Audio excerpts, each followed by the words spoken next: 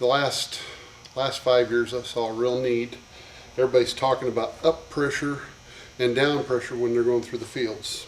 They're talking about it decreasing the pressure on the openers and increasing the pressure on the openers, so now everybody's got a hydraulic up, a hydraulic down attachment, or airbags to get the planter to go into the ground. Well, there's one aspect of that whole planting scenario that they never looked at, which is the tail section.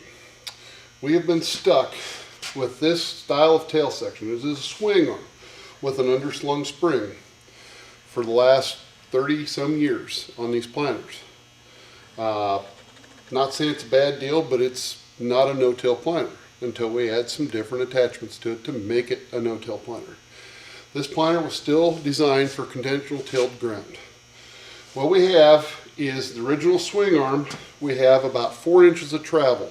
What happens in that 4 inches of travel is we move this point back as that arm swings up and down as we're going through the field.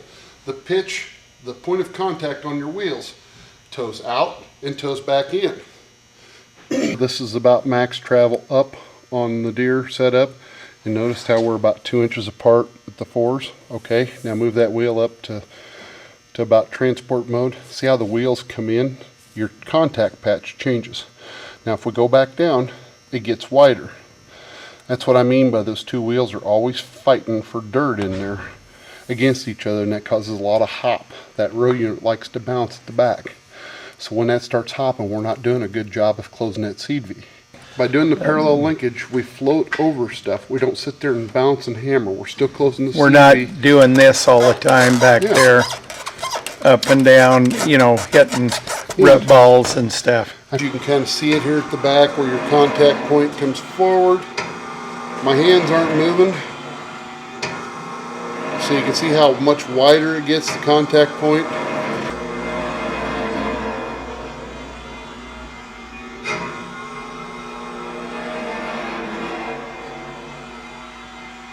Well, guys are wondering why, if there are a lot of hills and stuff, why they break these springs all the time.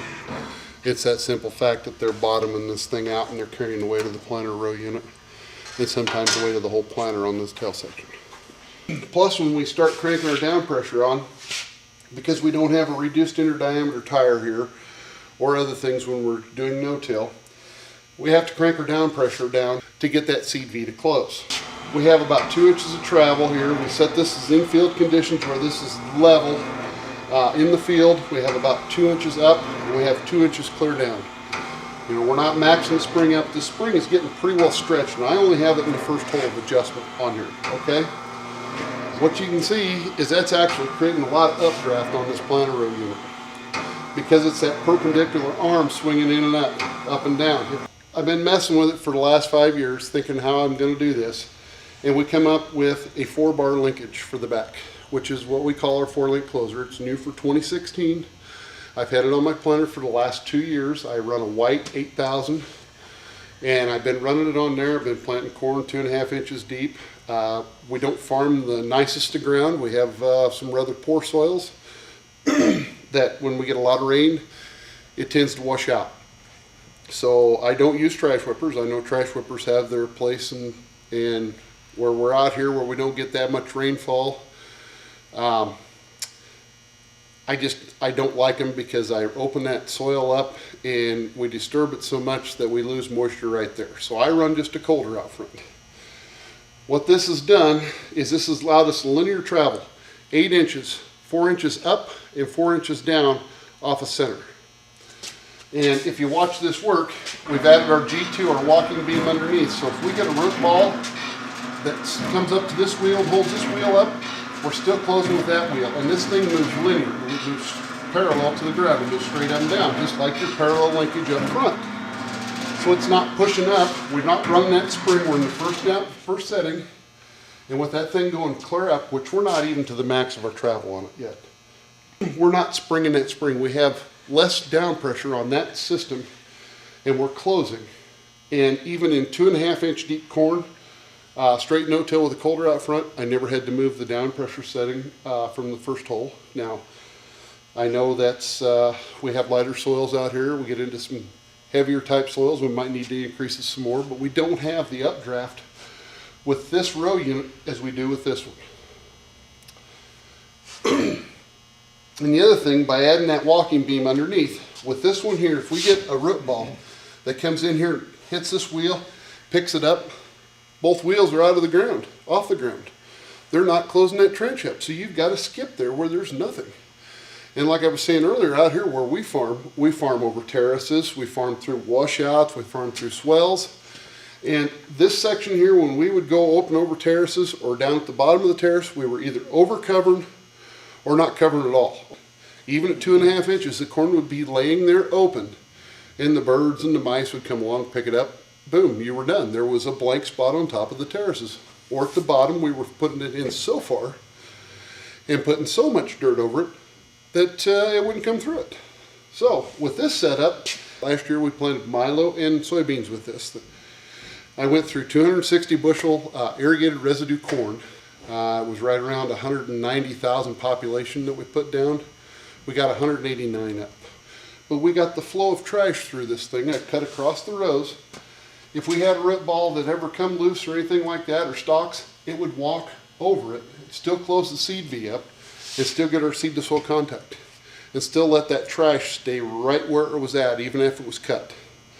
With this setup, they like to plug, they like to ball up, and they like to ride out of the ground. And that's why a lot of people run a trash whipper up front, is because they can't close it. With this setup here, we were closing the seed V up, getting a good seed to soil contact, even at 1/2 inch to 3/4 inch deep. Planting up and over terraces, planting through washouts, we didn't have any blank spots in the field. Plus, with leaving that residue on top, we left it there. If we got a big heavy rain, it didn't wash.